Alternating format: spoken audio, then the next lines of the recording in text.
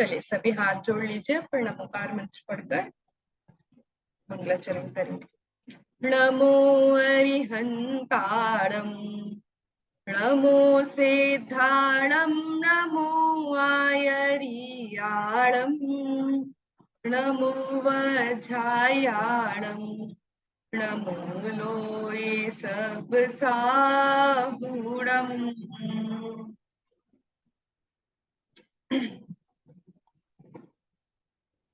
महाकवि धनंजय द्वारा रचित विशापार स्तोत्र पर हम सभी की विगत कुछ दिनों से, कुछ महीनों से चर्चा चल रही है, जिसमें से 14 श्लोक तक हम सभी पढ़ चुके हैं। 15वें श्लोक से हमको चर्चा आगे चालू करनी है। चूंकि पिछले हफ्ते कक्षा नहीं लगी थी और कुछ विस्मृति ना हो जाए, इसलिए हम एक बार रिवीजन कर लेते हैं। उसके बाद हम 15वें श्लोक की ओर आगे बढ़ेंगे।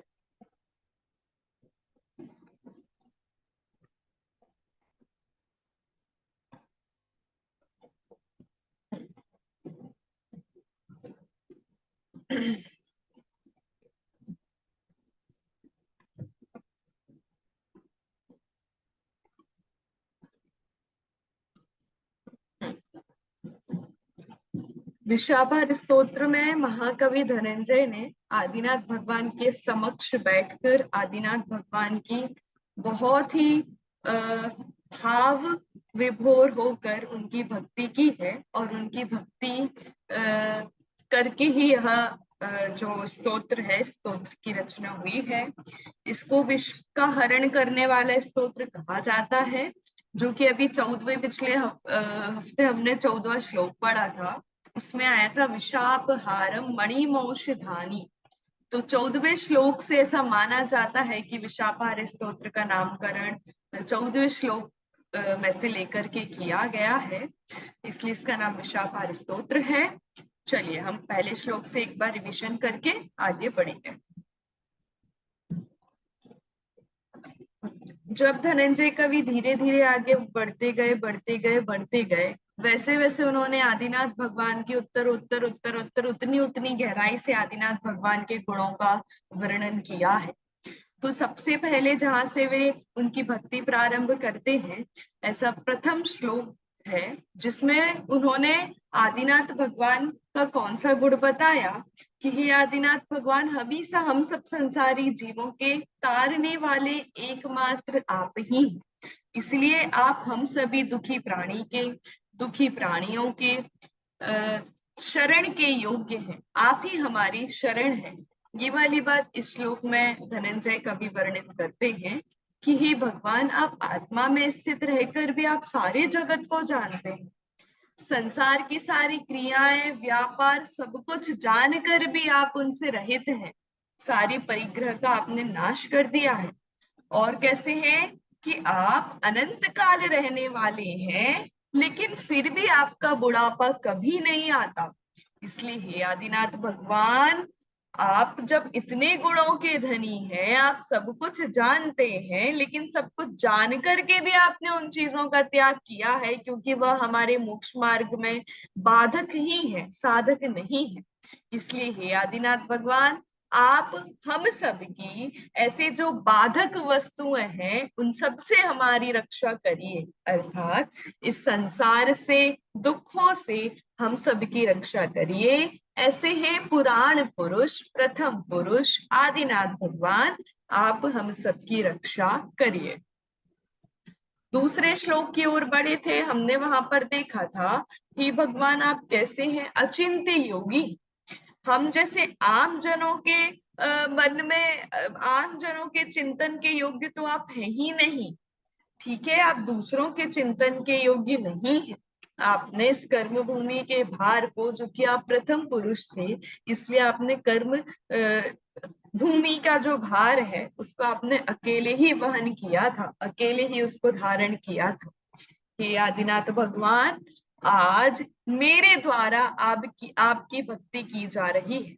मुझ में इतनी सामर्थ्य तो नहीं है कि मैं आपके सारे गुणों को प्रकाशित कर सकूं, लेकिन हे आदिनाथ भगवान, जिस तरह किसी गुफा में सूर्य प्रवेश नहीं कर सकता, तो इसका मतलब ये नहीं है कि वहां पर दीपक भी प्रवेश नहीं कर सकता। दीपक दीपक ले जा करके हम अपने प्रयोजन की सिद्धि तो अवश्य कर ही सकते हैं। उसी प्रकार हे आदिनाथ भगवान, मुझ में इतनी सामर्थ्य नहीं है कि मैं आपके सारे गुणों का वर्णन कर सकूं, लेकिन जितनी सामर्थ्य है, जितनी बुद्धि है, जितनी अल्प बुद्धि है, उस बुद्धि के द्वारा मैं आपके गुणों का वर्णन कर रहा हूं। तीसरे श्लोक में पढ़े थे तो हमने तीसरे श्लोक में भी देखा था कि हे आदिनाथ भगवान, आप हम सभी के स्तुति के योग्य हैं। हम सभी के द्वारा आपकी स्तुति की जानी चाहिए और की जाती है। कैसे? कि हे आदिनाथ भगवान, जो इंद्रादि हैं वे सभी मान में घूमते थे कि मुझ हमसे ज्यादा और हमसे अच्छी जिनेंद्र भगवान की भक्ति तो कोई कर ही नहीं सकता।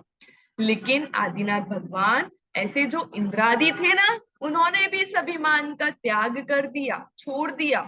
ठीक है, लेकिन हे आदिनाथ भगवान, मैं नहीं छोड़ूंगा। मैं कोई अभिमान पूर्वक आपकी भक्ति नहीं कर रहा हूं, मैं तो खुद कह रहा हूं कि मुझ में इतनी सामर्थ्य है ही नहीं। लेकिन हे आदिनाथ भगवान, मैं कोशिश तो अवश्य करूंगा ही। इसलिए आपकी भक्ति करने के विचार को मैं त्याग दूं तो मैं नहीं त्यागूंगा, मैं तो आपकी स्तुति करूंगा ही। जिस तरह एक खिड़की होती है, उस खिड़की से सारे पूरे बाहर का सारा दृश्य तो दिखाई नहीं दे सकता, नहीं देता। ठीक है, क्यों? क्योंकि खिड़की है वो तो। ठीक है, लेकिन उस खिड़की में से हम झांक झांक करके जितने अधिक दृश्यों को देख सके तो हम देखते हैं। वैसे ही मुझ में इतनी बुद्धि नहीं है कि मैं आपके सारे गुणों का वर्णन कर सकूं, लेकिन जितनी मेरे अंदर बुद्धि है, जितनी मेरी बुद्धि दौड़ती है, जितना मैं आपको जानती हूँ, उतने गुणों का वर्णन तो मैं आपके सामने करूंगा ही।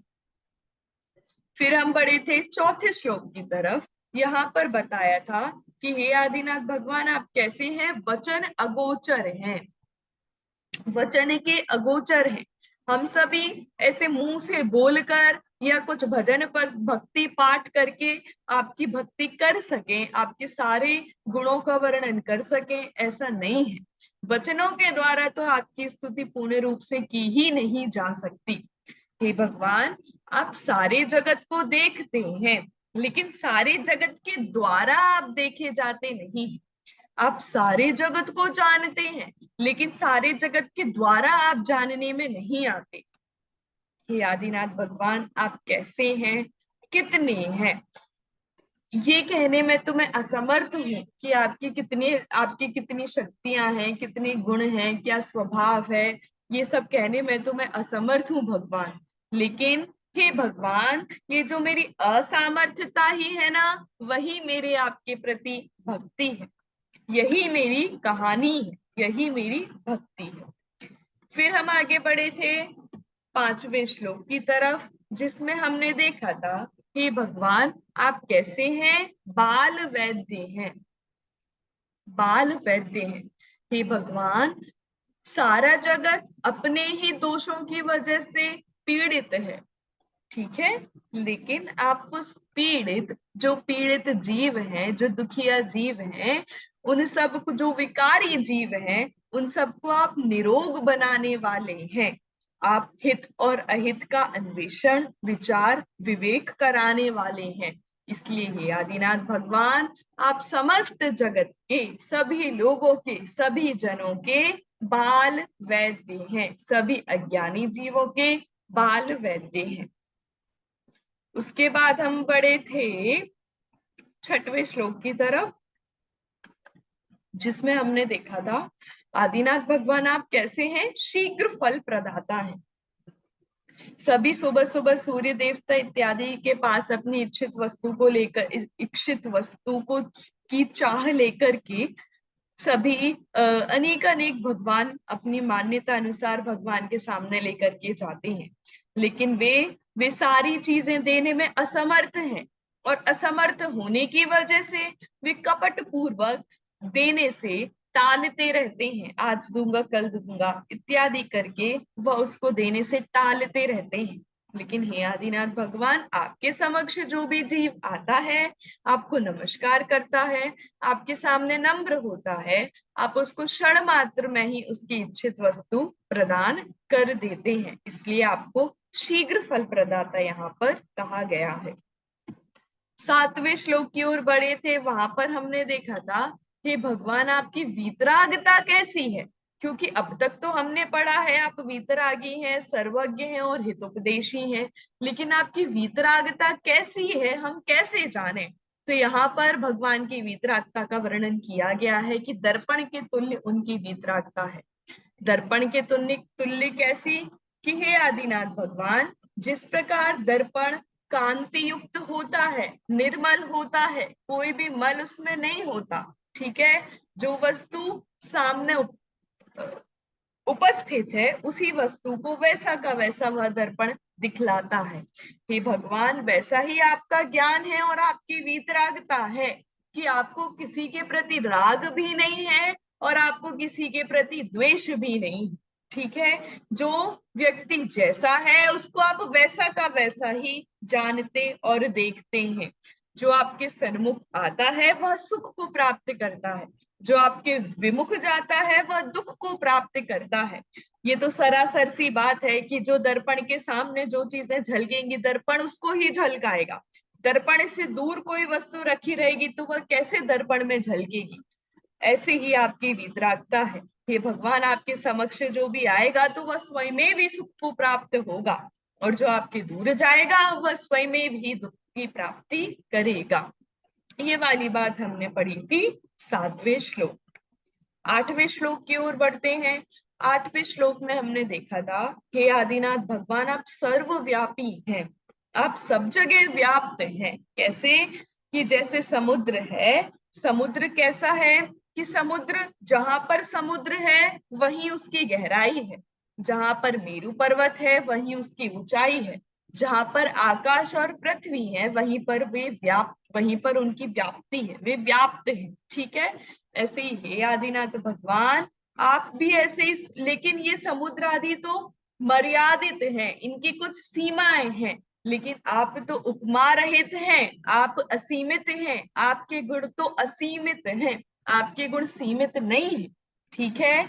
इसलिए हे आदिनाथ भगवान, आप सब जगह व्याप्त हैं। आपकी धैर्यता, आपकी गुणवत्ता और आपकी सबको सहज भाव से स्वीकार करने की जो शक्ति है, उस शक्ति के कारण से आप सब जगह व्याप्त हैं, ठीक है। ये वाली बात हमने 8वें श्लोक में पढ़ी थी। 9वें श्लोक में हमने पढ़ी थी, हे आदिनाथ भगवान आप यथार्थ वस्तु प्रतिपादक हैं। जो वस्तु जैसी है उसको उसको वैसा का वैसा ही बताने वाले हैं, कुछ आगे पीछे, कुछ जोड़ घटा करके, कुछ कमी या फिर कुछ ज्यादा बता करके ज्यादा बताते हैं, ऐसा नहीं है। हे आदिनाथ भगवान, जो वस्तु जैसी है उसको ज्यों का त्यों एकदम वैसा का वैसा ही प्रतिपादन करने वाले हैं, बताने वाले हैं। हे भगवान, आपने इस अनवस्थित संसार का, आपने हमको यह संसार अनवस्थित है, ठीक है, अवस्थित है मतलब व्यवस्थित नहीं है, यह तो आपने हमको बताया, यह परमार्थ तत्व आपने हमको बताया। लेकिन हे आदिनाथ भगवान, सभी वस्तु परिणमनशील है ये तो आपने बताया, पर सिद्ध परमेष्टि एक बार जो सिद्ध गति को चला जाता है उसमें परिणमन तो हो, उसमें भी तो परिणमन होता होगा, पर वो तो हमको दिखाई नहीं देता क्योंकि वो तो संसार में आते नहीं है, तो मतलब सिद्ध भगवान में परिणमन नहीं होता। तो यहाँ समाधान करते हैं कि सब में परिणमन तो सब में ही होता है, सब में ही अपने अपने योग्य परिणमन होता है, और सिद्ध परमेष्टि में भी परिणमन होता है, लेकिन उनका सिद्ध गति में रहकर ही परिणमन होता है। परिणमन मतलब एक जगह से दूसरी जगह आ जाना ही परिणमन नहीं है, कि सिद्ध परमेष्टि सिद्ध गति में गए और वापस संसार में आ गए तो उनमें परिणमन हुआ, ऐसा नहीं है। क्योंकि सिद्धावस्था तो कर्मों के नाश से मिलती है, और जिसने एक बार कर्मों का नाश कर दिया तो वह वापस संसार में कैसे आएगा, वह तो सिद्ध गति को ही प्राप्त होगा, ठीक है। उसके बाद बताया कि हे आदिनाथ भगवान, जो वस्तु सामने दिखती है, जो सुखाभास चीजें जो सामने दिखती है, वो चीजों को छोड़ करके आप जो परोक्ष रूप है उसको प्राप्त करना चाहते हैं। यह तो बड़ी ही विपरीत सी बात है, मूर्खतापूर्ण बात है। यह कैसे संभव है? लेकिन आपने उसको भली भांति अच्छे से समझ करके बताया है, स्वीकार किया है कि जो वस्तु सामने अभी दिखाई देती है वह इंद्रिय सुख है, वह अतीन्द्रिय सुख नहीं है। लेकिन जो परोक्ष रूप से दिखाई दे रही है वह तो अतीन्द्रिय सुख है, अतीन्द्रिय सुख को देने वाली है। अर्थात ये जो जितना भी वैभव, रुपया, पैसा, ये सब कुछ, सम्राट, सब कुछ दिख रहा है, यह कैसा है? यह तो क्षणिक है, नाश हो जाने वाला है। लेकिन अभी जो परोक्ष रूप से मेरा लक्ष्य है वो सिद्ध अवस्था को प्राप्त करना है, क्योंकि वह क्षणिक नहीं, वह तो शाश्वत सुख को देने वाला है। हाँ सपना आंटी जी, आपका कोई प्रश्न है? जैसे श्लोक में जैसे आया है कि मतलब सिद्ध अवस्था में गए हैं तो उनका वापस संसार में नहीं आ सकते, तो उनका ऐसा भी हम बोल सकते हैं क्या उनका सुख सुख रूप ही परिणमन हो रहा है हर समय? मतलब जैसे अनंत सुख है, तो अनंत बिल्कुल सुख में जैसे हम वो वर्णन नहीं कर सकते, वैसा नया नया सुख मतलब हम सोच ही नहीं सकते, ऐसा बिल्कुल। परिणाम हो रहा है, वो हाँ मतलब ले सकते हैं ना यहाँ पे? हाँ, बिल्कुल ले सकते हैं। उसके बाद अगुरु लघुत्व गुण का जो परिणमन है वो भी वहां पर हो रहा है। जो हमारे जो षटगुणी हानि वृद्धि होती है ना, उस रूप परिणमन भी उनका तो निरंतर हो ही रहा है, जो हमारी ज्ञानगम में है नहीं। ठीक है, ऐसे परिणमन तो उनमें भी हो रहा है। लेकिन हम जो कि सिद्ध अवस्था में तो है नहीं कि हमको कोई दिखेगा, ना ही हम केवल ज्ञानी हैं। ठीक है, तो हमको जो चीज नहीं दिख रही है मतलब उसका परिणमन नहीं हो रहा, ऐसा तो नहीं है। ठीक है, ऐसा बताया। उसके बाद हम गए थे 10वें श्लोक की तरफ, जहां पर हमने देखा था कि हे भगवान, आप कैसे हैं? काम विजयी हैं, आप काम को जीतने वाले हैं। काम रूपी जो बैरी है उसको जीतने वाले हैं, अर्थात उसका आपने नाश कर दिया है, बहुत अच्छे से नाश कर दिया है कि वह दोबारा आपके पास आया ही नहीं। कौन? काम दोबारा आपके पास आया ही नहीं। ठीक है, हे आदिनाथ भगवान, जो विष्णु थे उनको कहा जाता है कि उनने काम को जीता था, वे भी काम विजयी कहलाते हैं। पर ऐसा नहीं है, क्योंकि उन्होंने भी आगे चलकर पार्वती से शादी कर ली थी, विवाह कर लिया था, तो वे काम विजयी कैसे कहला सकते हैं? विष्णु विष्णु को भी काम विजयी कहा जाता है, पर वे भी काम विजयी कैसे कहला सकते हैं? उन्होंने उन्होंने तो वृंदा रूपी स्त्री से विवाह करके अपने परिवार बनाया था, तो फिर उनको भी हम काम विजयी कैसे कह सकते हैं?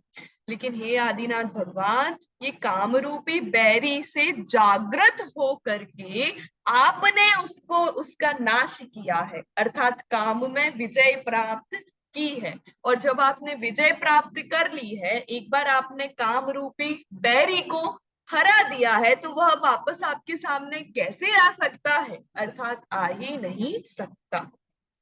ये वाली बात हमने 10वें श्लोक में पढ़ी थी। उसके बाद हम चले थे 11वें श्लोक की तरफ। 11वें श्लोक में बताया था, हे आदिनाथ भगवान, आप स्वतः गुणवान हैं। आप आपके जो गुण है ना, वो आपके स्वयं से ही आप उन अनंत गुणों के धारी हैं, किसी से ले लिए हैं आपने, ऐसा नहीं। ठीक है, ये वाली बात यहाँ पर कही गई है। कैसे? कि जहां पर समुद्र है तो समुद्र के समक्ष जाकर के हम तालाब की निंदा करें, इससे ये तो कोई प्रयोजन भूत बात है ही नहीं। समुद्र अपनी योग्यता वाला है और तालाब अपनी योग्यता वाला है। ऐसे प्रत्येक प्राणी अपनी अपनी योग्यता को लेकर के चलते हैं। ठीक है, हम किसी के सामने जाकर के किसी की निंदा करें और समझे कि हम उसके गुणों का अनुवाद कर रहे हैं, तो यह तो बिल्कुल ही विपरीत बात है। ठीक है। हे भगवान, हे वीतरागी भगवान, आपके समक्ष आकर के हम रागी देवों की बुराई या निंदा आपके सामने करें और मैं ऐसा मानूं कि हे भगवान ये तो वीतरागी देव, ये तो आपके ही गुणों का अनुवाद हो रहा है, तो यह तो बिल्कुल ही गलत बात है। ठीक है, ये वाली बात यहाँ पर समुद्र और तालाब के उदाहरण से इस श्लोक में समझाई। उसके बाद हम गए थे 12वें श्लोक में। 12वें श्लोक में हमने पढ़ा था, हे आदिनाथ भगवान आप कैसे हैं, सब जगह व्याप्त हैं, नहीं कार्य कारणज्ञ हैं। कैसे हैं आप, कार्य और कारण के ज्ञाता हैं। हे भगवान आपने बहुत अच्छे से हम सबको समझाया है कि जो कर्म है ना, कर्म का जो नेतृत्व है, ठीक है, कर्म जो हमको इस पूरे संसार में कहाँ कहाँ कैसे घुमाता रहता है, जो हमारे जीवन का नेतृत्व करता है वो कर्म, उसको आपने भली भांति हम सबको समझाया है। किस किस उदाहरण से, एक नाव और नाविक के उदाहरण से आपने हम सबको समझाया है कि यदि नाव हो और नाविक ना हो तो हम समुद्र को पार कर जाएं, ऐसा नहीं है। और नाविक हो और नाव नहीं हो तो हम समुद्र को पार कर सकते हैं क्या, ऐसा नहीं है। ये वाली बात यहाँ पर। ऐसे ही कर्म यदि हमारे साथ है तो वो उदय आकर ही उसका नाश होगा, वह बिना उदय में आए हुए उसका नाश हो जाए ऐसा नहीं है। हम जैसा सोचेंगे, जैसे परिणाम करेंगे, वैसे कर्मों का बंधन होगा और वह कर्म हमको हमारे आगे की, हमारा पूरा फ्यूचर वो कर्म हमें डिसाइड करेंगे। ठीक है, तो ऐसे कर्म की और जीव का नेतृत्व भाव आपने बहुत सुंदर तरीके से हमको समझाया है। ठीक है, किसने, आदिनाथ भगवान। चलिए, उसके बाद हम 13वें श्लोक की ओर बढ़े थे। 13वें श्लोक में बताया था, हे भगवान आप कैसे हैं, अज्ञ चेष्टा है, नहीं सॉरी, आप अज्ञ चेष्टा नहीं है। आपने हमको क्या बताया है कि हे आदिनाथ भगवान आपने ही हमको बताया है कि अज्ञानी कैसी कैसी चेष्टाएं करता है, कैसा बावला सा हो जाता है जब उसके मिथ्यात्व छाया होता है, तो वह ज्ञानी जीव कैसी कैसी चेष्टाएं, कैसी कैसी विपरीत क्रियाएं करता है। क्या क्या कहा कि हे आदिनाथ भगवान, जैसे किसी को तेल की प्राप्ति करनी हो और वह खूब रेत को उसका करते जाए, रेत को पीसते जाए पीसते जाए पीसते जाए, तो उसको कभी ना कभी तो तेल की प्राप्ति हो जाएगी, नहीं होगी। क्यों नहीं होगी, क्योंकि उस रेत में, उस सिक्ता में है ही नहीं तेल, तो कैसे प्राप्ति उसकी हो जाएगी। वैसे हे आदिनाथ भगवान सभी जीव सुखी होना चाहते हैं और दुख से डरते हैं, लेकिन सुख रूप क्रिया कोई नहीं करता, करते तो सभी दुख रूप और पाप रूप क्रिया ही है, और फल चाहते हैं कि मुझे सुख की प्राप्ति हो, हम खुश रहें, हमारा घर बार अच्छे से चलता रहे। तो यह तो ऐसी ही बात हो गई कि जैसे रेत में से तेल निकालना, कभी नहीं निकलेगा, संभव ही नहीं है, क्योंकि उसके पास तेल है ही नहीं। वैसे ही जो क्रियाएं सुख को देने वाली हैं, तो वही क्रियाएं सुख को देंगी। दुख रूप क्रियाएं सुख को दे दें, यह तो असंभव है। ठीक है, ऐसे अज्ञानी जीव चेष्टा करता है, सुख की प्राप्ति करनी है, दुख रूप कार्य करता है। ठीक है, ऐसे विपरीत विपरीत विपरीत क्रियाएं अज्ञानी जीव की चलती चली जाती हैं। फिर हम पढ़े थे 14वें श्लोक की तरफ। 14वें श्लोक में क्या बताया था, हे भगवान आप कैसे हैं, विष के हरण करने वाले हैं, विष का नाश करने वाले हैं। ठीक है, कैसे विष का, कि हमको जो संसार में घुमाने वाला जो मिथ्यात्व है, जो कर्म है, जो कषाय हैं, जो पाप है, जो दोष है, उन सब का भगवान आप हरण करने वाले हैं। इसलिए हे भगवान आप कैसे हैं, विषाप हारम मणिमौषधानी, हे भगवान आप विष का हरण करने वाले हैं, इसलिए आप ही मणि है, आप ही औषधि है, आप ही मंत्र है और आप ही रसायन है। ठीक है, और हे आदिनाथ भगवान आप ही मणि औषधि मंत्र और रसायन है, यूं कहें, या फिर ये कहें कि ये तो आप ही के पर्यायवाची नाम है, बात तो एक ही है। ठीक है, क्योंकि विष को हरण करना मतलब चमत्कार हो जाना, और उस चमत्कार को करने वाले भगवान आप ही तो हैं। ठीक है, ये वाली बात यहाँ पर की गई है। समझ में आया था यहाँ तक सबको? पक्का? चलिए फिर हम आज आगे 15वें श्लोक को पढ़ना सीखें। 15वें श्लोक की तरफ हम बढ़ते हैं। 15वें श्लोक में बताया है, धनंजय कवि 15वें श्लोक में क्या कह रहे हैं? हे भगवान, आप समदृष्टि वीतरागी हैं। अभी तक तो हमने पढ़ा था कि आपकी वीतरागता कैसी है, उसका वर्णन वहां पर किया था। अब और कैसी है वीतरागता? की समदृष्टि है, आप सबको समान रूप से देखते हो। ठीक है, इसलिए समदृष्टि है आपकी। आप कोई किसी ने आपको पहले कभी ज्यादा दान दिया था तो आप उसको बहुत अच्छे से एकदम अपने पास बिठाओगे, अच्छे से अलग से कुछ समझाओगे, ऐसा नहीं है। हे भगवान, आपकी सबके प्रति जो जो पाप आदि क्रिया भी कर रहा है ना, उसको भी आप समान दृष्टि से ही जानते हो। और जो पुण्य रूप क्रिया अर्थात आपके निकट बैठा है, आपके समक्ष बैठा है, उसको भी आप समान रूप से, एक रूप से जानते देखते हो। आप किसी में भेदभाव नहीं करते, इसलिए भगवान आप समदृष्टि हो, समदृष्टि वितरागी हो। ठीक है, आया समझ में कौन से गुण का वर्णन किया यहाँ पर आदिनाथ भगवान के? समदृष्टि वितरागता। समदृष्टि वीतरागी, बहुत सुंदर। चलिए एक बार मैं पढ़ूंगी, फिर आप दोहराना।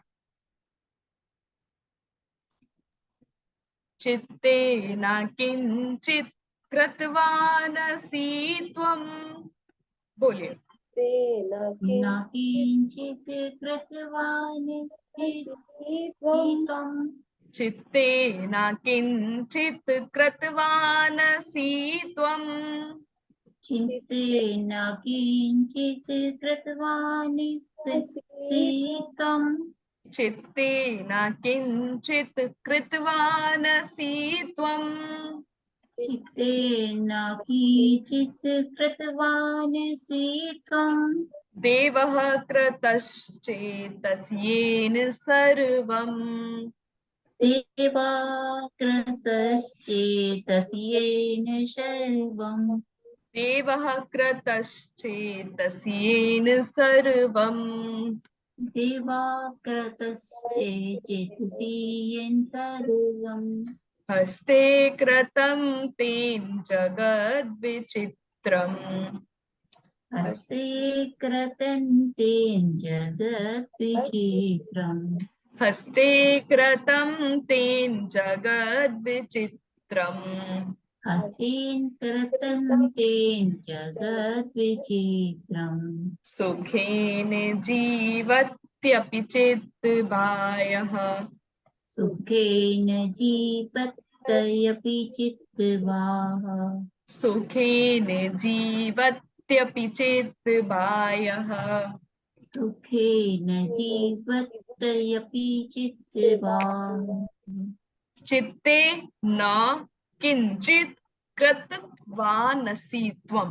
ठीक है, चित्ते न किंचित कृतवानसि त्वं, देवः कृतश्चेतसि येन सर्वम्, देवः कृतश्चेतसि येन सर्वम्, हस्ते कृतं तेन जगद विचित्रम्, हस्ते कृतं तेन जगत विचित्रम, सुखेन जीवत्यपि, त्यपि, तयपि नहीं, आधाता है ना, इसलिए त्यपि, जी, सुखेन जीवत्यपि चित्त बाह्य, चित्त बाह्य।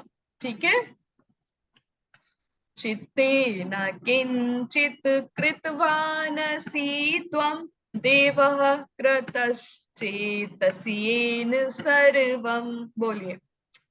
चित्ते चित्ते न किञ्चित् कृतवानसि त्वं, देवाकृतश्चेतसि येन सर्वम् हस्ते कृतं तेन जगद्विचित्रं सुखेन जीवत्यपि चेत् बाह्यः।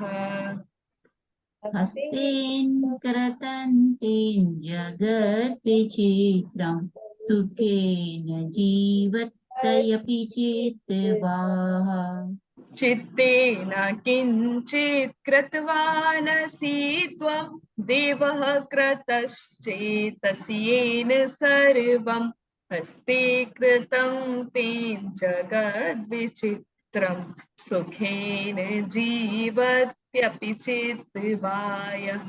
बोलिए।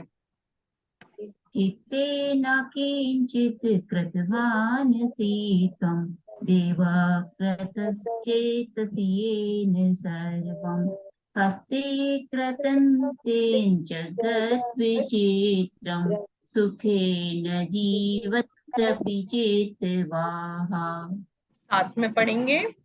चित्तेन किंचित किञ्चित् कृतवानसि कृतवानसि त्वं त्वं देवः कृतश्चेतसि देवाकृतश्चेतसि येन येन सर्वं सर्वं हस्ते कृतं कृतं ते तेन जगद्विचित्रं जगद्विचित्रं सुखेन सुखेन जीवत्यपि जीवत्यपि चेत्त्वाय। चेतवाः हाँ, कौन पढ़कर सुनाएगा?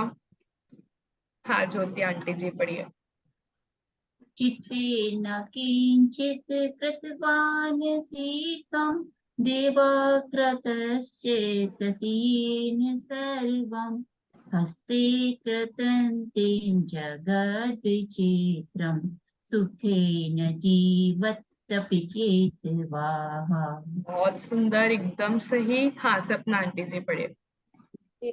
चित्तेन किञ्चित् कृतवानसि त्वं देवाकृतश्चेतसि येन सर्वं हस्ते कृतं तेन जगद्विचित्रं सुखेन जीवत्यपि चित्तवाह्य।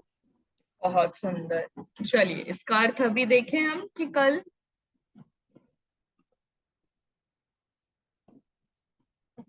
बता दीजिए टाइम हो तो चलिए, इसका अर्थ देखते हैं। हम सामान्य सा अर्थ देखते हैं, बाकी कल अच्छे से देखेंगे। ठीक है। यहाँ पर क्या बताया? चित्ते न किंचित कृतवानसि त्वं देवः। सबसे पहला शब्द क्या आया? देवः। हे देव, हे वीतरागी देव, अर्थात हे आदिनाथ देव, हे आदिनाथ भगवान। त्वम, आप। देवः त्वम, हे आदिनाथ भगवान आप। चित्ते, पहला शब्द चित्ते, चित्त में, अपने हृदय में। ठीक है, अपने हृदय में। किंचित, कुछ भी। किंचित भी नहीं, जरा भी नहीं, कुछ भी नहीं। ना कृतवान असि, नहीं। नहीं, न मतलब नहीं, कृतवान करने वाले, असि नहीं है। हे आदिनाथ भगवान, देवः त्वं चित्ते किंचित ना कृतवानसि। हे आदिनाथ भगवान आप अपने हृदय में कुछ भी करने वाले नहीं है, अर्थात आप किसी के कर्ता धर्ता नहीं है। ठीक है, करने वाले नहीं है।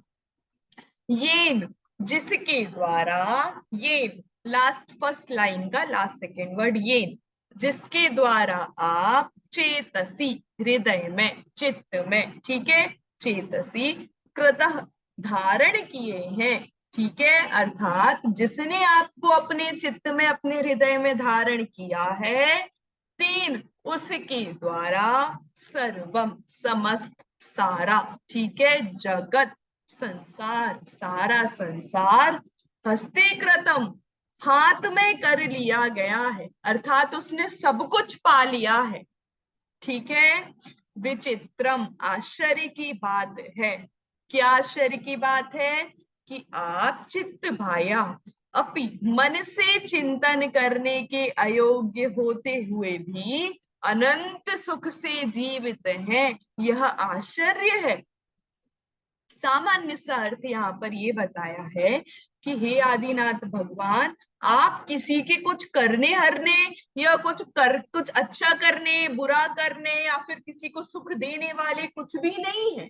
ठीक है, आपने अपने हृदय में किसी के लिए एक सॉफ्ट कॉर्नर रख रखा है, ऐसा नहीं है। अभी हमने पढ़ा ना, आपकी वितरागता कैसी है, समदृष्टि है। ठीक है, तो हे आदिनाथ भगवान, आपने अपने हृदय में किसी के लिए कुछ नहीं रखा कि चलो ये इसने मेरा बुरा किया था और इसको तो अब मैं बदला लेके रहूंगा, और इसने मेरा उस जन्म में अच्छा किया था तो इसको तो मैं अच्छा सुख दूंगा, जब मैं भगवान बनूंगा तो इसको सुख दूंगा, इसने अच्छा किया था इसके लिए तो मैं अच्छा करूंगा। ऐसा नहीं है।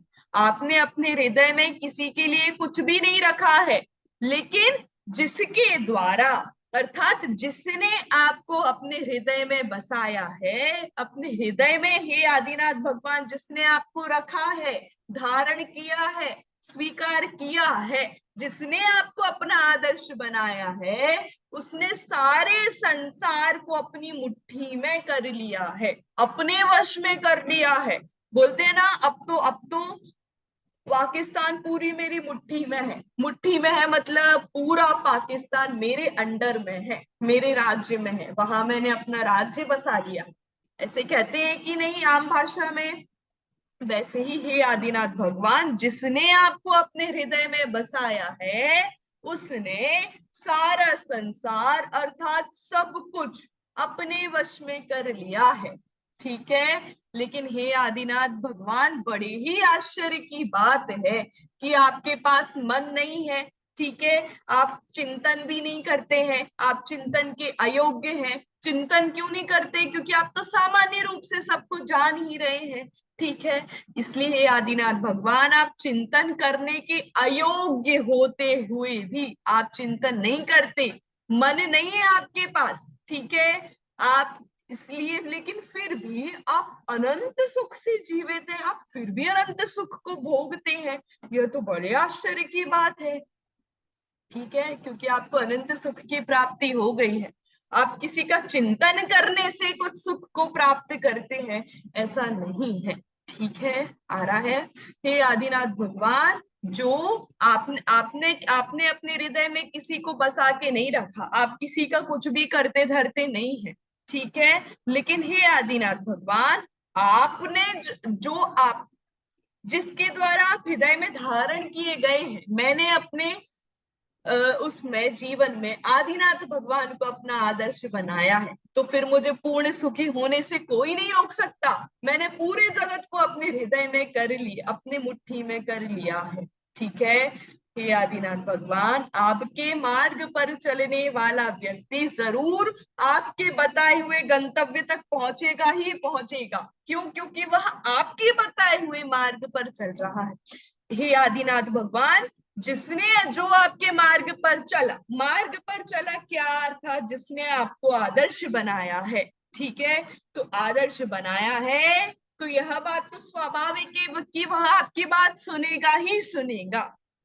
ठीक है, तो हे आदिनाथ भगवान, जो आपकी बात सुनता है वह सारे जगत को अपने वश में कर ही लेता है। वह भी आपके जैसे एक ना एक दिन सारे तीन लोग को जानेगा ही जानेगा।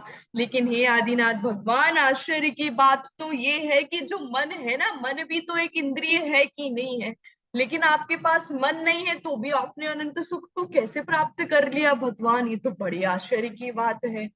ठीक है, तो हे आदिनाथ भगवान, जो मोहिनी कर्म था ना, मोहिनी कर्म, ठीक है, जिसके कारण हम सबको सुख की प्राप्ति नहीं हो रही है, तो आपने उस मोहिनी कर्म का पूर्ण रूप से सुख नाश कर दिया है, तो अवश्य ही स्वाभाविक रूप से आपको अनंत सुख की प्राप्ति होगी ही होगी। उसमें मन क्या कर लेगा? ठीक है, मेरी बात समझ में आ रही है? कठिन तो नहीं लग रहा? श्लोक बहुत आसान है, भाव बहुत गंभीर और बहुत सुंदर भाव भरे हुए हैं। ठीक है, इसको आप पढ़ना एक बार, पढ़कर आना। कल हम वापस इस पर से विशेष चर्चा करके भावार्थ देखेंगे। ठीक है, चलिए अभी इसका पद्यानुवाद पढ़ते हैं, उसके बाद कक्षा समाप्त करेंगे। नहीं आपके मोह किसी से, नहीं किसी में चित्त दिया, किंतु आपको जो चित धारे उसने सब कुछ प्राप्त किया। कराम करा मलकवत वह सब जाने, तेरी महिमा अगम अपार। बाहर मन से भी जो ध्यावे वह भी पावे जग सुख सार। ठीक है, चलिए फिर कल मिलते हैं। दीदी इसका पद्यानुवाद का आपने पीडीएफ भेजा है क्या, ये जिससे आप करवाते हैं भेजा है आपने पहले? हाँ, मैंने ग्रुप पर भेजी है, मैं वापस आज भेज दूंगी एक बार। ओके ठीक है। ठीक है, चलिए संस्कृत जो पाठ है उसकी भी और पद्यानुवाद की भी। ठीक है, चलिए कल मिलते हैं वापस से 3 बजे। ठीक है, जय जय जिनेन्द्र। जय जिनेन्द्र।